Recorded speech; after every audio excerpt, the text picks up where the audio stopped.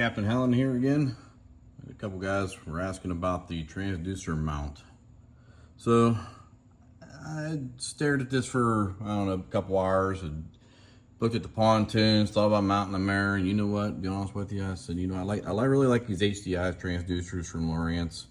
They've always treated me well. They mark great. Obviously it's a duck boat, so we're not fishing, not too crazy about a lot of details. However, these HDI transducers have always treated me well. They take an impact well. It's always been a really good transducer. So an HDI 9-pin, this is just an 83-200 kilohertz. So what I did was I thought about it for a minute and thought, you know what? If it's tucked inside of here, it's not only protected from anything sideways or we're drifting around, you know, pushing the boat up into the rocks or anything, but it's also, I got it above the chines.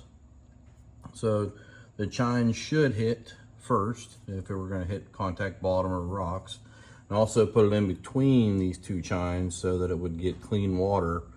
If you know what clean water is just basically water doesn't have a lot of disturbance in it, so it will read well on plane. Not that it's critical on a duck boat. People really don't care about that. More so if you're fishing and you're looking, you know, you're trying to mark for fish on plane. But anyways, I put it in between the two chines so it would have clean water, be able to read the best.